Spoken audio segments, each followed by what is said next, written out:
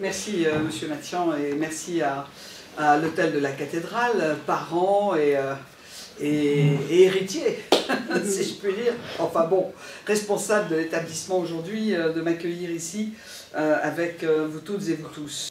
En ce qui concerne la liste que je conduis, Faire ensemble, cette liste porte ce nom parce que c'est un créneau pour nous de pouvoir aborder la phase de ce mandat entre 2020 et 2026 avec le maximum, je dirais, de participation des habitants, des forces économiques, mais aussi associatives, et pour arriver, premièrement, à établir un bon équilibre entre les quartiers et le centre-ville, pouvoir aussi partager des options sur la mise en route du plan climat qui va faire l'objet de ce que nous avons appelé la COP26. On fait une petite COP à nous, avec le plan climat, discuter pour voir quel calendrier, quelles mesures, quels accompagnements vont faciliter en fait les démarches de changement de comportement de nos concitoyens.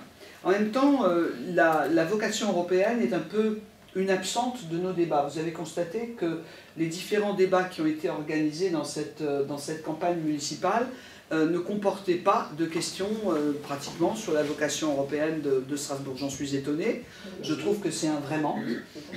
Et je le trouve sous deux angles. Le premier qui est l'angle transfrontalier. Nous avons un défi aujourd'hui avec la position qui a été prise par l'Allemagne récemment à propos du Parlement européen. Nous avons un défi de maintenir, je dirais, la bonne compréhension entre Allemands et Français sur la vocation européenne de Strasbourg et notre rôle de capitale politique de l'Europe. Mais AKK est parti. Hein. Oui. AKK est parti, oui. Mais peut-être que tout le monde dans son parti n'est pas convaincu. En tout cas, je peux vous dire que j'ai eu des discussions qui ont été assez serrées avec des représentants du ministère des Affaires étrangères.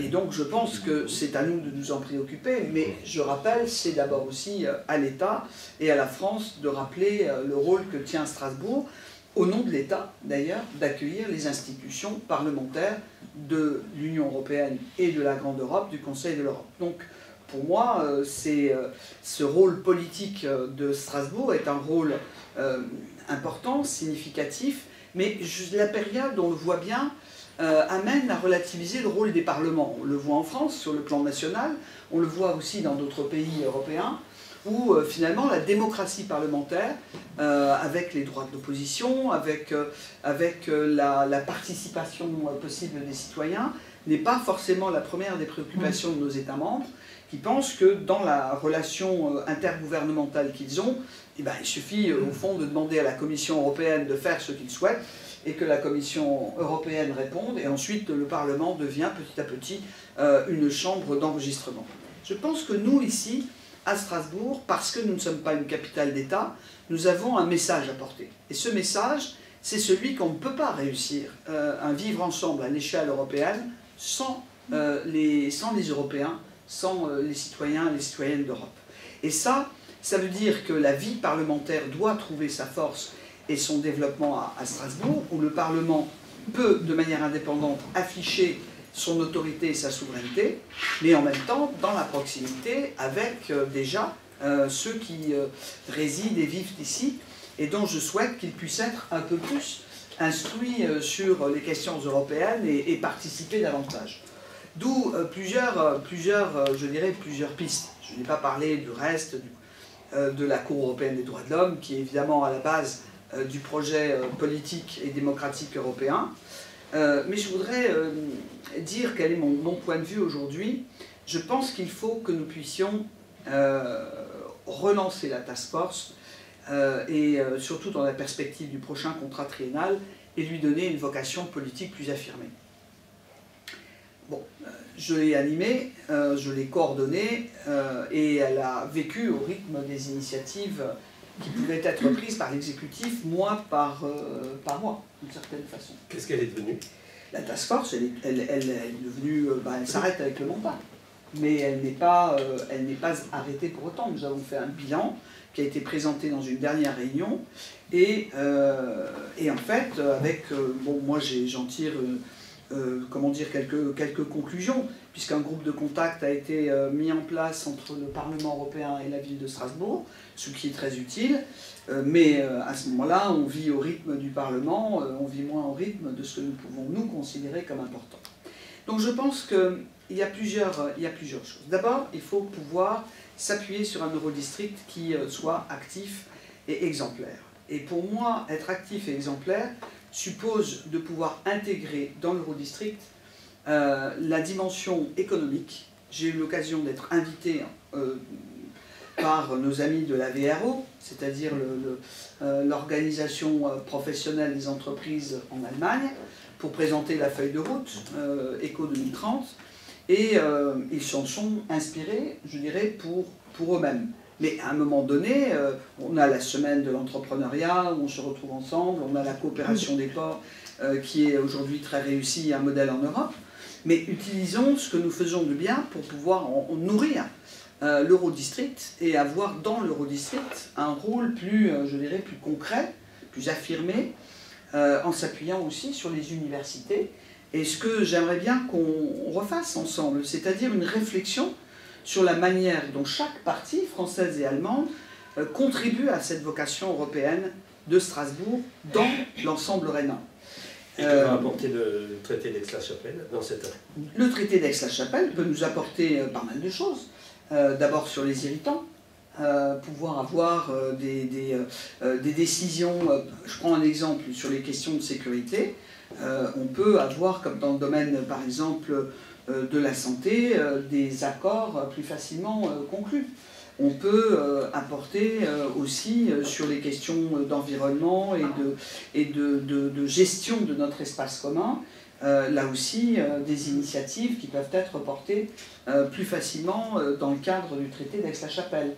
On peut s'appuyer sur l'Office franco-allemand de la jeunesse qui veut développer sa base à Strasbourg pour faire un travail en lien avec AI, donc la rencontre des jeunes Européens qui ont fait de Strasbourg leur capitale européenne de la jeunesse. Donc je pense que cette dimension à la fois estudiantine, de recherche, de développement, mais aussi ce bassin d'emploi commun, mérite que l'on travaille de manière approfondie ensemble, donc on intègre la dimension économique. La deuxième dimension, dont je pense qu'elle devrait être mieux intégrée dans l'Eurodistrict, c'est la question culturelle. Vous avez peut-être vu que dans notre projet, nous parlons d'en rayonner. À la fin de notre projet, nous parlons de la culture, mais nous parlons aussi du rayonnement et de l'attractivité de Strasbourg, notamment sur le plan européen. La culture, ça fait partie, je dirais, de l'ADN de Strasbourg, et c'est important, ça a toujours été une part significative du contrat triennal dans le soutien spécifique de l'État à Strasbourg, comme l'université d'ailleurs, et je considère que ça reste un moyen de rayonnement important, que ce soit par rapport à l'échange de public, par rapport à la réflexion, par rapport à la contribution des institutions de formation sur le terrain européen, et en particulier, une chose que je voudrais vraiment booster en quelque sorte, c'est par le pôle européen d'administration publique, c'est vraiment la coopération avec les institutions de formation européennes, à Bruges par exemple, mais aussi au-delà de Bruges. Je pense que l'Europe s'affaiblira si on en fait un tiroir casse, et non plus un projet qui se pense, qui se vit et qui se projette dans l'avenir. Je pense qu'il y a des raisons géostratégiques à considérer que l'Europe est indispensable, notamment vis-à-vis de la Russie, qui s'accommode bien de voir un affaiblissement européen se dessiner, à la fois par le Brexit et de manière interne avec les problèmes qu'on a, par exemple, du côté de la Hongrie, avec certains États qui ne respectent plus, je dirais, les conditions démocratiques premières qui nous unissent. Et donc, je pense qu'il y a un moment pour revivifier ce projet européen et que Strasbourg a un rôle à jouer. Ce qui veut dire que le lieu d'Europe doit être un lieu particulièrement privilégié pour transmettre cette connaissance, pour rassembler des gens qui réfléchissent ensemble et pour accomplir, je dirais, une part de cette activité d'éveil et de réflexion commune et d'action commune. J'ai été un peu frustré, je le dis d'emblée, que les choses aient été séparées entre la task force et Cœur, qui a réuni les associations, mais qui n'était pas membre de la task force. Je le regrette. Je n'ai pas compris.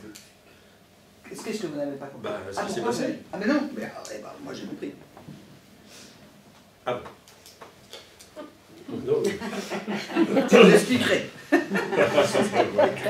Et une dimension qui me semble importante, c'est la dimension monétaire, de façon à faire en sorte que les parlementaires acquièrent la compétence monétaire. Et cette dimension n'est pas aujourd'hui à Strasbourg. Non. Elle n'existe pas, et la commission qui se réunit, pilotée par M. Bill, je crois, reçoit grosso modo 4, 5 ou 6 députés européens tous les 2 mois.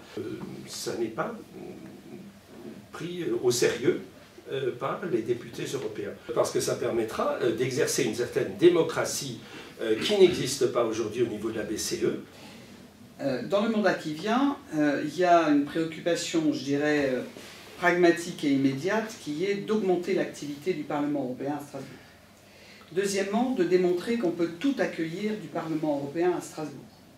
C'est là-dessus que nous avons terminé les travaux de la task force en dressant notre argumentaire et en préparant nos documents. Le débat continue d'exister sur l'opportunité ou non, ou la faisabilité d'une reconstruction ou d'une réhabilitation lourde du bâtiment du Caprice des Dieux à Bruxelles. Je pense qu'il faut obtenir que la France se mobilise pour aborder cette question. S'ils n'ont pas envie d'aborder la question de la présence intégrale du Parlement à Strasbourg, au moins faut-il augmenter la présence de certains services. Puisque nous allons avoir le bâtiment Osmose qui va être construit et bientôt opérationnel, c'est là qu'on peut accueillir, par exemple, le service informatique qui permettrait aussi d'avoir à Strasbourg, je dirais, le fonctionnement du Smart Parlement, du Parlement numérique. La surface d'Osmose? Alors, la surface d'Osmose, on est à 15 000 m² pour commencer, on peut monter jusqu'à 45 000. Mais on a quand même, aussi, je dirais, la deuxième phase du quartier d'affaires, qui permet d'accueillir l'ensemble des activités du Parlement. Donc ça c'est un premier aspect. Le deuxième aspect, c'est évidemment chercher l'appui allemand plutôt que l'hostilité. Nous avons une autre géographie, et vous y faites référence. C'est la géographie, là on est dans le triangle institutionnel, si on peut dire, géographiquement, entre Bruxelles, Luxembourg et Strasbourg. Je le dis parce que ce n'est pas sans rapport avec ce que vous exprimez sur la Banque centrale et la dimension monétaire à la base, je dirais, aussi de la construction européenne. Si on rajoute justement la Banque centrale à Francfort, on est exactement dans le même axe rénan, mais on a aussi la commission de Bâle avec le contrôle bancaire, et en même temps, pour moi, c'est un peu la vallée des droits de l'homme, c'est-à-dire on a à la fois la Cour européenne à Strasbourg et on a les droits de l'homme des Nations Unies à Genève, mais on a les valeurs intangibles, en quelque sorte, de notre civilisation, mais on a aussi les valeurs monétaires, la monnaie étant notre outil, en quelque sorte, d'échange, et notre outil commun d'échange. Donc, lien social. Et un lien social, absolument. J'en parlais avec le président du Crédit Mutuel, qui me disait, en fait, la monnaie est un garant social. Et donc, cette vocation monétaire et bancaire, elle est aussi présente, et d'ailleurs historiquement, dans cette vallée rhénane. La bataille n'est pas si facile, mais si on a une offensive juste pour garder les cessions, on les perdra. C'est pour ça que j'évoquais la nécessité d'avoir plus d'activité, plus de présence et un soutien populaire plus grand. Et donc ça fait vraiment partie de la feuille de route, pour moi, de la prochaine période. Parce que, si vous voulez, à une époque, j'ai tourné dans tous les pays européens pour discuter avec les partis politiques. Et j'avais une forme d'alliance, y compris avec les travaillistes britanniques. Eh oui, sinon on n'aurait jamais eu l'accord sur les cessions. Il faut être reconnu pour pouvoir être présent dans les couloirs des conseils européens. Il faut travailler avec la Commission européenne pour qu'elle puisse trouver aussi de l'intérêt à Strasbourg et avoir une bonne cote du côté des administratifs de l'Union. Mais il faut aussi, et j'en parlais avec le directeur de l'ENA, que nos administratifs français arrêtent de faire une campagne anti-Strasbourg. De ce point de vue, je reste sur ma faim dans la situation actuelle. Bon, on a pu avoir l'Eurométropole inscrit dans la loi, le contrat triennal inscrit dans la loi, un contrat triennal qui a été revalorisé. Bon, il y a eu quand même quelques gestes et j'aimerais que le gouvernement actuel puisse aussi marquer davantage son soutien à Strasbourg. Comment diminuer la puissance des lobbies Oui. qui s'exercent à Bruxelles sur les parlementaires de façon constante et parfois trébuchante? Alors, c'est un sujet que je connais bien. J'ai fait tomber, une pratique qui était la rémunération d'amendements portés par l'industrie automobile, à une époque où j'étais parlementaire. Et où comment? Ah ben, je l'ai rendu public. J'ai rendu la grille tarifaire publique. Ça s'est arrêté, quelques députés ont quitté le Parlement en vitesse. Ah oui. Non mais, enfin, je veux dire, voilà, je connais le sujet. Alors, aujourd'hui, c'est plus la même chose. Vous n'avez pas une grille. Bon, elle m'avait été remise comme ça, sous le manteau, par une collègue qui avait été sollicitée. Et on lui avait dit, ben, choisissez votre tarif. Et on a beaucoup travaillé ensemble sur le cinéma, pas seulement sur l'industrie automobile. Il faut trouver la façon d'organiser une forme de vigilance citoyenne sur la manière dont se prennent les décisions. Le Parlement n'a pas encore son pouvoir d'initiative. Il a besoin d'avoir son pouvoir d'initiative. Et je pense que vous avez raison de dire, et je souscris à votre point de vue, le Parlement de la zone euro, il faut passer par les réunions des ministres et avoir un rôle du Parlement européen par rapport à cela. Mais en tout cas, il faut que la France prenne l'initiative de faire une réunion ici. L'Eurogroupe n'a rien à faire à Bruxelles. Non. Le fait de pouvoir tenir des réunions de l'Eurogroupe ici permettait de montrer la prééminence du Parlement et la souveraineté du Parlement sur les décisions, sur la prise de décision européenne. Gisèle mangeait dans la main de personnalités de l'OTAN qui n'a rien à voir là-dedans. Il présidait justement cet Eurogroupe. Alors, comment ça marche? Écoutez, je pense qu'il y a aujourd'hui un mode de fonctionnement, on le doit d'ailleurs beaucoup à Barroso et on le doit beaucoup à deux anciens, enfin une actuelle et un ancien président, qui ont choisi la méthode intergouvernementale plutôt que la méthode communautaire, et ça continue aujourd'hui. Ça a commencé avec le fameux pacte fiscal, le fameux traité fiscal. C'est là qu'on a commencé à voir que le Parlement européen, qui a fait tout un travail sur la mise en ordre, je dirais, de tout ce qui était la structuration, vous vous souvenez de ça? On avait vraiment fait le boulot. Et on était prêt à le poursuivre pour le finaliser après discussion avec les États membres. Et on a eu tout à coup, hop, un court-circuit et un pacte qui était moins bon que le travail parlementaire. Le Parlement a eu beau protester, crier et dire que ce n'était pas des manières.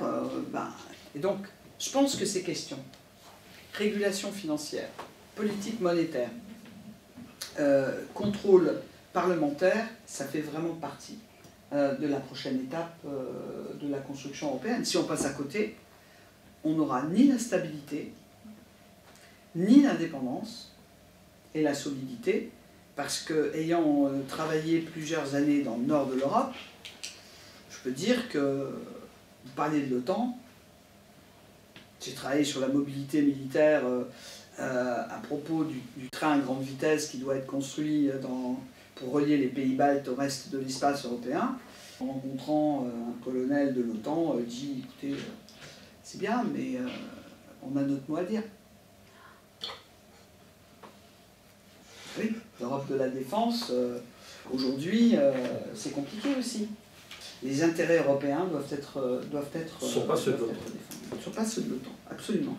Mais les Français doivent faire valoir leur point de vue. J'ai l'impression qu'en ce moment, la politique européenne se traite chapitre après chapitre. Et donc de manière divisée. Et on s'affaiblit avec ça. Nous n'imprimons plus l'agenda. Et là, les problèmes de l'Allemagne aujourd'hui pèsent lourd. La montée de l'extrême droite en Allemagne, c'est un problème qui nous concerne aussi. C'est vraiment un destructeur.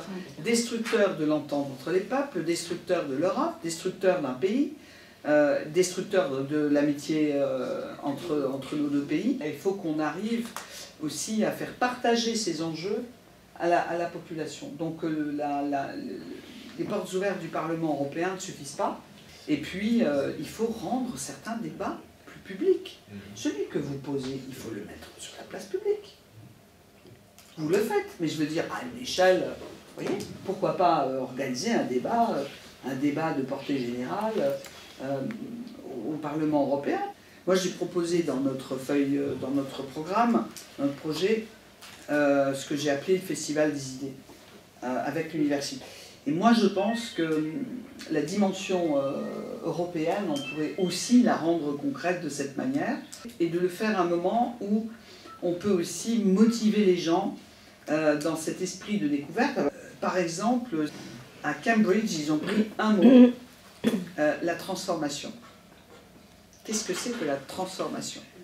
Et pour nous, quand on doit mettre en œuvre un plan climat qui doit changer nos modes de vie, nos modes de produire, mettre en place une feuille de route pour l'économie circulaire, changer aussi les méthodes agricoles, etc. Ça fait beaucoup de changements. C'est pas simplement du changement, c'est une transformation. Et s'interroger avec la population sur ce qu'est la transformation, ça permet aussi d'apprendre ensemble. Et notre projet, il est fortement axé sur cette capacité d'être une ville qui sait organiser les occasions où on apprend les uns des autres. On est dans une période où les corps intermédiaires ont été secoués, où la vie politique a été passablement aussi mise dans le shaker. On en sort un petit peu sonné. Et les gens me disent on ne sait pas où on va. C'est la phrase que j'entends le plus sur les marchés. Oui. On ne sait pas où on va. Là, je pense que c'est grave. Mais du fait que les Britanniques sont partis, la position de Strasbourg, enfin, les Allemands n'ont plus le choix maintenant entre la Grande-Bretagne et la France. D'autant plus que l'Allemagne elle-même s'affaiblit.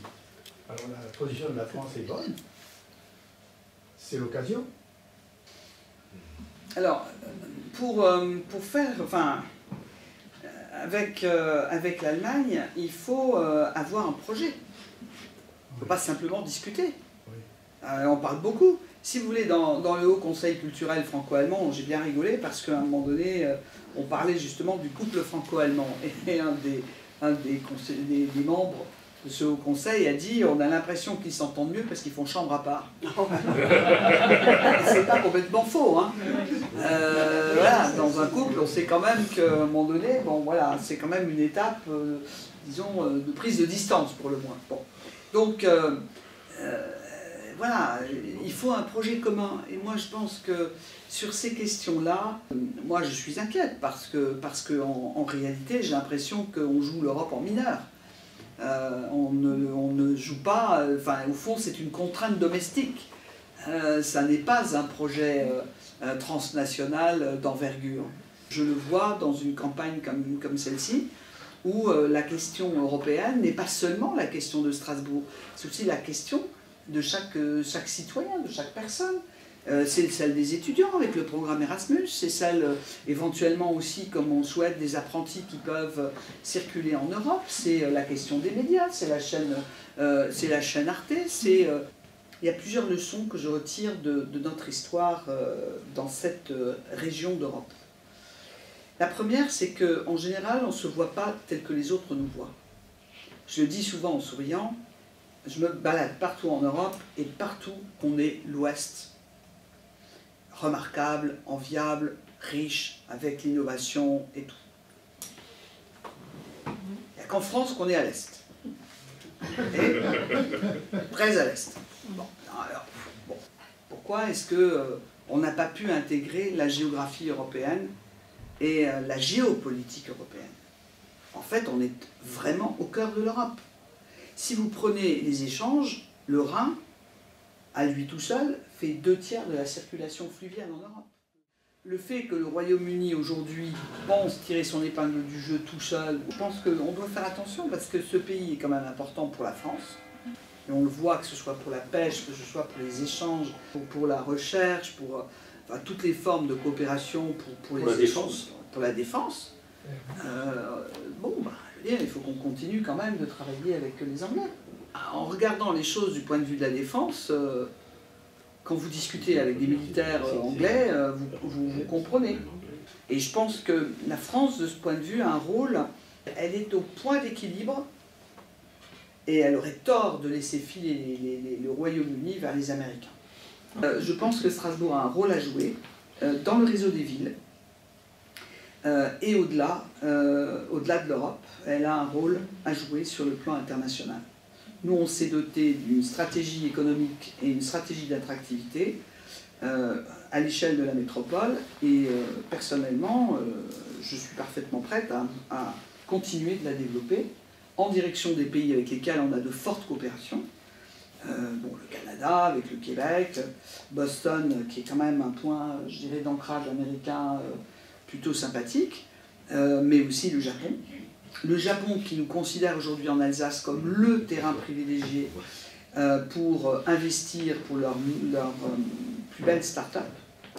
Et nous devenons à l'échelle de l'Union européenne le point de destination, le point d'entrée des start-up européennes qui veulent accéder au marché européen. Et on vient d'accueillir une start-up japonaise qui développe son démonstrateur avec l'INSERM à Strasbourg, et qui est une imprimante de tissu vivant, de reproduction, si vous voulez, du tissu vivant. Grâce à cet accord, le Japon a revu sa stratégie, est beaucoup plus pro-européen qu'il ne l'a été précédemment, où en fait tout passait par les États-Unis. Aujourd'hui, ça passe vraiment par l'Europe. Et quand un produit innovant est validé dans le cadre de l'Union européenne, en fait pour eux, c'est une garantie de qualité et c'est une capacité de s'exporter dans le monde entier. Les Chinois sont venus rencontrer l'un de nos prix Nobel pour valider des molécules, pour permettre de bien les analyser et de les valider, mais qui regardent aussi la manière dont les Japonais se sont implantés ici. C'est la ville et la métropole qui doivent pouvoir avoir aussi une vraie stratégie internationale et de coopération décentralisée. Je me souviens de tout le bon travail qu'on a fait avec Yveline. L'Afrique est le prochain ensemble de pays qui va nous permettre de nous développer en Europe.